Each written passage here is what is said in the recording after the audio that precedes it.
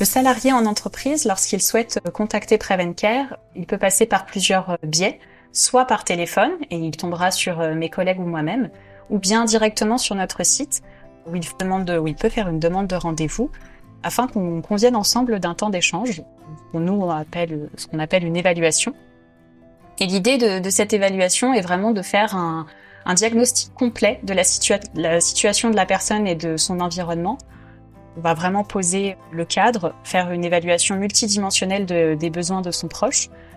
Et cet échange peut durer entre 30, 45 minutes, 1 heure, vraiment au besoin et en fonction de l'attente du salarié. Par la suite, à l'issue de cet échange, nous rédigeons un plan d'action personnalisé que nous lui postons sur Prevencare, sur le site de Prevencare. C'est un endroit qui lui est complètement dédié, où on va pouvoir retrouver toutes les informations concernant son proche et tous les dossiers, les liens, tout ce qui serait utile pour justement accompagner au mieux la personne fragilisée. Nous rédigeons un plan d'accompagnement personnalisé dans lequel nous retrouvons en majorité les informations que nous avons pu évoquer par téléphone lors de notre échange, mais également nous pouvons rajouter d'autres éléments qui nous ont semblé pertinents par la suite en faisant nos recherches. Et c'est notamment dans cet écrit où nous allons pouvoir évoquer et faire un retour sur les recherches de devis que nous avons opérés pour la personne, notamment lorsqu'il y a besoin de structure d'aide à domicile dans le cadre d'un maintien à domicile. Nous allons pouvoir lui poster les devis dans cet espace Prevencare qui lui est entièrement dédié. Nous avons référencé plusieurs structures sur le territoire, partout en France, parce qu'il s'avère que nos aidants sont sur toute la France aussi bien que leurs aidés. Et de ce fait, nous avons des prestataires dans à peu près tous les domaines, que ce soit le maintien à domicile, que ce soit dans les EHPAD, les résidences seniors.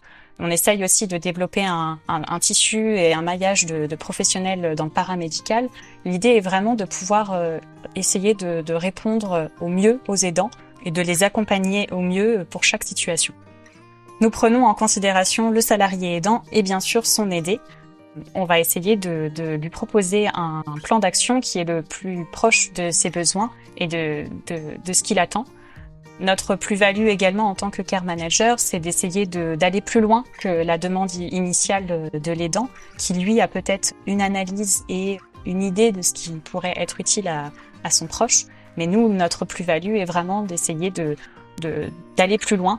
On est souvent amené à proposer, par exemple, des séances de psychologue, de psychothérapie, ou en tout cas d'être suivi, si c'est le besoin, ou de faire des recherches de professionnels paramédicaux, comme de la sophrologie, de l'ostéopathie, pour essayer de proposer du bien-être aux aidants et à leurs proches. Nous assurons un suivi à l'issue de notre échange téléphonique pour que l'aidant puisse nous tenir au courant de la façon dont les choses se passent pour son proche, notamment lorsqu'il y a des prestations d'aide et de maintien à domicile qui sont mises en place. Le suivi s'établit en général sur 1 mois, mais il est tout à fait commun et généralisé quasiment. Il est tout à fait commun que les aidants continuent à nous parler, et même après ce mois de suivi. L'idée est vraiment de nouer et de tisser une relation de confiance entre l'aidant et nous, pour qu'on puisse être un facilitateur de quotidien. Et s'il y a d'autres recherches à effectuer dans l'avenir, l'idée est qu'il puisse se reposer sur nous. Le salarié aidant a toujours le même care manager. Nous fonctionnons par care manager dédié. Quand nous accompagnons un aidant et avec qui on fait une évaluation, nous sommes dédiés à cet aidant et ce sera toujours avec la même personne qui pourra échanger. Entre nous et le salarié aidant, il se noue souvent des très belles relations de confiance, d'écoute, de réconfort et de soutien. Je pense notamment à une situation que j'ai accompagnée pendant plus de 2 ans.